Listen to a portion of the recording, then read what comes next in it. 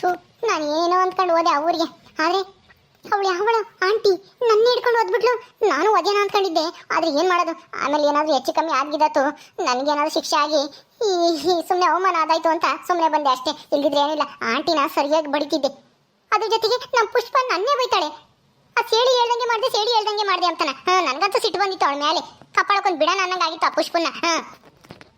ಅಲ್ಲ ನಮ್ಮ ಮನೆಗೆ ಯಾಕೆ ಬರ್ಬೇಕಾಗಿತ್ತು ಅವಳು ಅಂತವಳು ನಮ್ಮದೇ ಇದ್ದವಳು ನಮ್ಮನೆಗೆ ಬಂದ್ಬಿಟ್ಟು ನನ್ನೇ ಬೈತಾಳೆ. ನಿನಗೆ ಬುದ್ಧಿ ಇಲ್ಲ, ಮಾತಾಡೋದು ಗೊತ್ತಾಗಲ್ಲ, ಹಂಗೆ ಹಿಂಗೆ ಅಂತಾನೆ.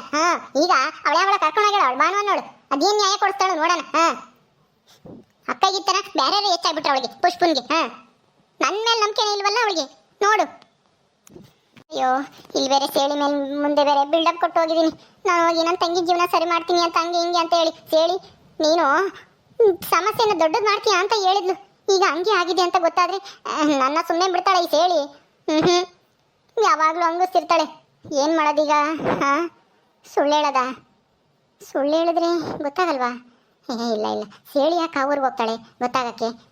ಹೇಳಿದ್ರೆ ನಾನು ಹೇಳ್ಬೇಕು, ಇಲ್ಲ ನನ್ನ ತಂಗಿ ಹೇಳ್ಬೇಕು. ಹೌದೌದು, ಹಾಗೆ ಮಾಡೋಣ. ಅವಳಿಗೇನು ಗೊತ್ತಾಗಲ್ಲ, ಏನೂ ಇಲ್ಲ. ಸುಳ್ಳು ಹೇಳ್ತೀನಿ, ನಾನೇ ಎಲ್ಲ ಸರಿ ಮಾಡಿದೆ. ನಾನು ಆವಾಜ್ ಹಾಕಿದ್ದಕ್ಕೆ ಅವ್ರು ಎದ್ರುಕೊಂಡು ಕಾಲಿಡ್ದು ತಪ್ಪಾಯ್ತು ಅಂತ ಕೇಳ್ಕೊಂಡ್ರು ಅಂತ ಹೇಳ್ತೀನಿ. ಹಂಗೆ ಹೇಳಿದ್ರೆ ನನ್ನ ಮರ್ಯಾದೆ ಉಳಿಯೋದು. ಇದ್ದಿದ್ರೆ ನಾನು ಕೊಟ್ಟು ಬಿಲ್ಡಪ್ಗೂ ಈಗಾಗಿರೋದಕ್ಕೂ ಹಿಂಗಾಗೈತೆ ಅಂತ ಗೊತ್ತಾದರೆ ಎಲ್ಲ ಆಡ್ಕೊಂತವೆ. ಹಂಗೆ ಮಾಡ್ತೀನಿ. ನಮ್ಮ ಅಣ್ಣ ಏನೇಂಟಿ ಒಳ್ಳೆಯವಳು. ಬೇರೆಯವರಾಗಿದೆ ಇವನು ಆಡೋ ಆಟಕ್ಕೆ ಬಿಟ್ಟೋಗಿರೋರು. ಹೆಂಗೋ ಸದ್ಯ ಅರ್ಥ ಮಾಡ್ಕೊಂಡು ಜೊತೆಗೆ ಇದ್ದಾಳಲ್ಲ. ಈ ಶಿಲ್ಪ ರಾಣಿ ಏನಾದರೂ ಕಿತಾಪತಿ ಮಾಡ್ತಾರೆ ಅಂತ ನನಗೆ ಗೊತ್ತಿತ್ತು, ಅದಕ್ಕೆ ಹೇಳಿದೆ ಇವರಿಬ್ಬರು ಏನಾದರೂ ಮಾಡಿ ನಿನಗೆ ಏನಾದರೂ ಹೇಳ್ಕೊಡ್ತಾರೆ, ಎಚ್ಚರಿಕೆ ಆಗಿರು ಅಂತ ಹೇಳಿದ್ದು ಒಳ್ಳೇದೇ ಆಯಿತು ನೋಡು. ಹಂಗೆ ಮಾಡ್ಯವ್ರು ನೋಡಿ ಇವರು. ಅದು ಸರಿ, ತಂಗಿನ ನಾನು ಮನೆಗೆ ಸೇರಿಸ್ಬತ್ತೀನಿ ಅಂತ ಓದ್ಲು, ವೈಗಾಯ್ತು, ಬರಲೇ ಇಲ್ವಲ್ಲ ಮನೆಗೆ. ಶಿಲ್ಪಿ ಯಾವಾಗ ಬರ್ತಾಳೆ?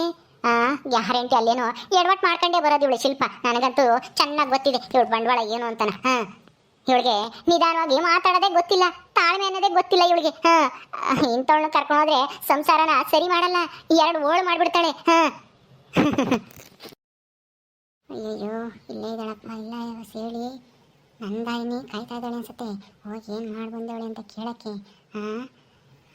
ಹೌದೌದು, ಇವಳಿಗೆ ಕೊಡ್ತೀನಿ ನೋಡಿ ಸರಿಯಾಗಿ ಚಮಕ. ಹಬ್ಬ, ನಾನು ಹೋಗಿದ್ಕೆ ನನ್ನ ತಂಗಿ ಜೀವನ ಸರಿ ಆಯ್ತಪ್ಪ.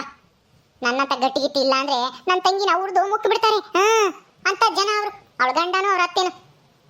ನಾನಿದ್ದಕ್ಕೆ ಸರಿ ಆಯ್ತು. ಶಿಲ್ಪ ಏನೇ ಮಾತಾಡ್ತಾ ಇದ್ಯಾ?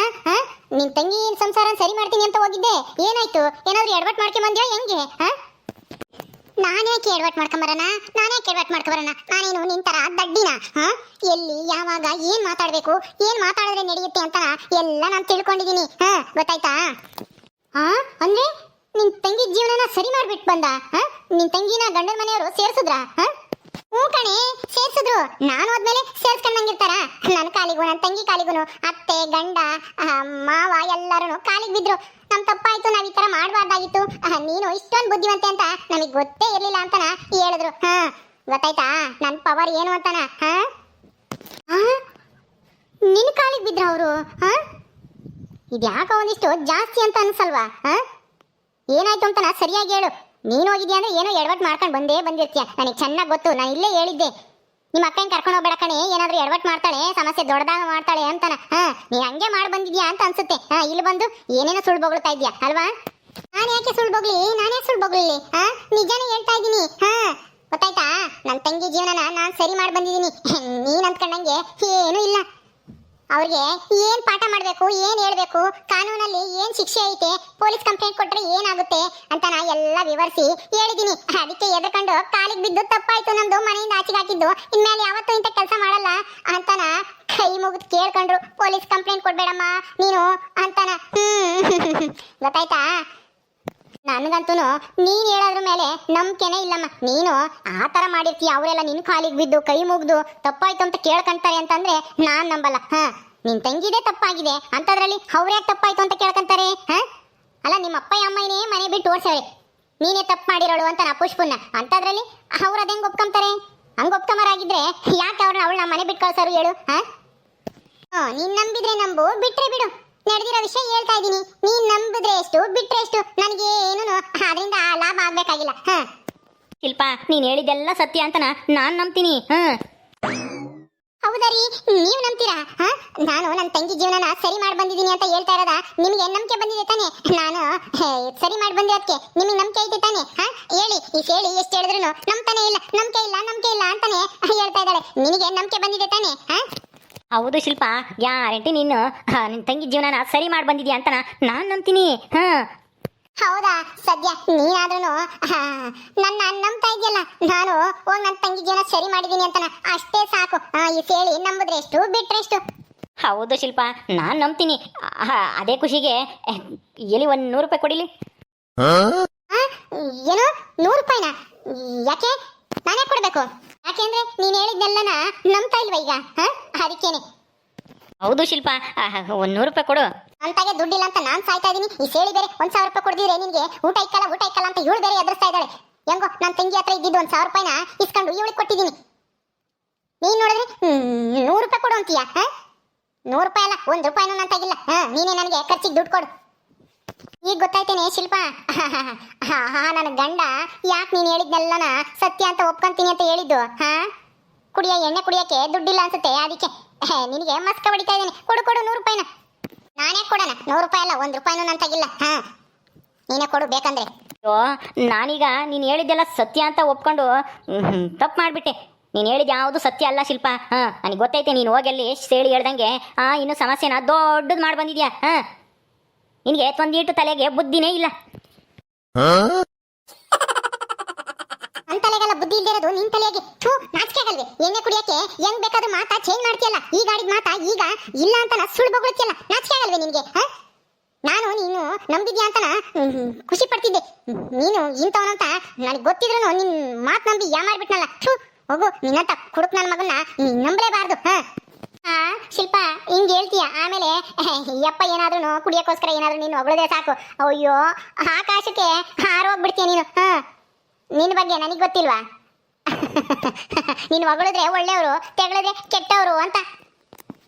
ಏನು ಹೇಳ್ಬೇಡ ಸೇಳಿ. ನನಗೆ ತಲೆ ಕೆಟ್ಟೋದಂಗಾಗೈತೆ. ನನಗೆ ಈಗಲೇ ತಲೆ ನೋಯ್ತೈತೆ. ನಾನು ಹೋಗಿ ಒಂದಿಟ್ಟು ಮನೆ ಕಂತೀನಿ. ನೀವೇನಾದ್ರೂ ಮಾಡ್ಕೊಳ್ರಿ. ನಾನು ಹೋಗಿ ನಿಂತ ಮಾತಾಡ್ತಾ ಇದ್ದೀನಲ್ಲ, ನನಗೆ ಬುದ್ಧಿ ಇಲ್ಲ ಮೊದಲು. ಅದು ಈಗಲಾದ್ರೂ ಗೊತ್ತಾಯ್ತಲ್ಲ. ಏನು ಗೊತ್ತಾಗಿದ್ದು? ಅದೇ ನಿನ್ ತಲೆಗೆ ಬುದ್ಧಿ ಇಲ್ಲ ಅನ್ನೋದು ಗೊತ್ತಾಯ್ತಲ್ಲ ಅಂದೆ. ಹೇಳಿ, ನೀನ್ ಜಾಸ್ತಿ ಮಾತಾಡ್ತಾ ಇದ್ಯಾ. ಯಮ್ಮ, ನನಗೆ ಸಿಕ್ಕಾಪಟ್ಟೆ ತಲೆ ನೋಯ್ತೈತೆ. ಕೂದಲು ಬೇರೆ ಇಟ್ಕೊಂಡಿದ್ಕೋದ್ಕು ತಲೆ ಉರಿತೈತೆ, ಒಂಥರ ಕಿತ್ತಂಗ ಆಗ್ತೈತೆ. ಅಯ್ಯೋ, ನೀವು ಬೇರೆ ಅದ್ರಾಗೆ ತಲೆ ಕಿತ್ತಂಗ ಆಗ್ತೈತಾ? ಕೂದಲು ಇಟ್ಕೊಂಡಿದ್ರ? ಯಾರು? ಇಲ್ಲ ಕೂದಲಲ್ಲ, ಅದು ಅಲ್ಲಿ ನಾನು ಮಾತಾಡಿದ್ನಲ್ವಾ, ಅಲ್ಲಿ ಒಂದ್ ಸ್ವಲ್ಪ ತಲೆಗೆ ಕೆಲಸ ಕೊಟ್ಟನಲ್ವಾ, ನಾನು ಬುದ್ಧಿವಂತಿಕೆ ಎಲ್ಲ ತೋರಿಸಿದ್ನಲ್ವಾ, ಅದಕ್ಕೆ ತಲೆ ನೋಯ್ತೈತೆ. ನಾನು ಹೋಗ್ಬಿಡ್ತೀನಿ. ಅಯ್ಯೋ ಸದ್ಯ ನಾನು ಇಲ್ಲಿ ಬರೋದೇ ಬೇಡ, ಹೋಗಿ ಮನೆ ಕಮನ. ಇವಳು ಆಡ್ತಾ ಇರೋ ರೀತಿಗೂ ಇವಳು ಹೇಳ್ತಾ ಇರೋ ವಿಷಯಕ್ಕೂ ಒಂದಕ್ಕೊಂದು ಸಂಬಂಧನೇ ಇಲ್ವಲ್ಲ. ಎಲ್ಲ ಸರಿ ಮಾಡಿರೋಳಾದ್ರೆ ಇಷ್ಟೊಂದು ಯಾಕೆ ತಲೆ ಕೆಡಿಸ್ಕೊಂಬಳು, ತಲೆನೋವು ಬರ್ಸ್ಕೊಂಬಳು? ಏನೋ ಆಗೈತಿ, ಹೆಂಗೆ ತಿಳ್ಕೊಂಬೋದು? ಅಯ್ಯೋ, ಏನು ಮಾಡೋದು? ನೋಡೋಣ ಬಿಡು, ಹೆಂಗಾದ್ರೂ ಗೊತ್ತಾಗೇ ಆಗುತ್ತೆ. ಸತ್ಯ ಒಂದ್ ದಿವಸ ಹೊರಗೆ ಬರಲೇಬೇಕು. ನೀನೇ ಮಕ್ಕ ನೋಡ್ತಾ ಇದ್ಯಾ? ಏನೂ ಇಲ್ಲ, ನೀನಾದ್ರೂ ಒಂದು 50 ರೂಪಾಯಿ ಆದ್ರೂ ಕೊಡ್ತೀಯೇನೋ ಅಂತ. 50 ರೂಪಾಯಿ? 50 ರೂಪಾಯಿನೂ ಇಲ್ಲ, ಎಂಥದ್ದು ಇಲ್ಲ. ಹೋಗಿ ಅಂಗಡಿಗೆ ಹೋಗಿ ಒಂದಿಷ್ಟು ಸಾರ್ಗಾಕೋ ಎಣ್ಣೆ ತಗೊಂಬ. ಸಾರು ಮಾಡೋಕ್ಕೆ ಎಣ್ಣೆ ಇಲ್ಲ. ಸಾರ್ಗಾಕ ಎಣ್ಣೆನ? ನಂತಾಗ ದುಡ್ಡಿಲ್ಲ ತರಕ್ಕೆ, ನೀನೇ ತಂಬರೋ. ನನಗೆ ಸ್ವಲ್ಪ ಕೆಲಸ ಐತೆ, ಹೋಗ್ತೀನಿ. ಎಂಥ ಗಂಡನೋ ಏನೋ, ಸಾಗಾಕಕ್ಕೆ ಎಣ್ಣೆ ಇಲ್ಲ, ಎಣ್ಣೆ ತರೋಗು ಅಂದ್ರೆ ಹೋಗ್ತಾ ಇರೋದು ನೋಡಿ ಚಿಕ್ಕ ತಿರ್ಕೊಂಡು. ನನಗೂ ಇದಕ್ಕೂ ಸಂಬಂಧನೇ ಇಲ್ಲ ನಂಗೆ. ಏನ್ ಕರ್ಮನಪ್ಪ, ಇವೆರಡು ನಮಗೆ ಗಂಟು ಬಿದ್ದೇವೆ ಇಲ್ಲಿ.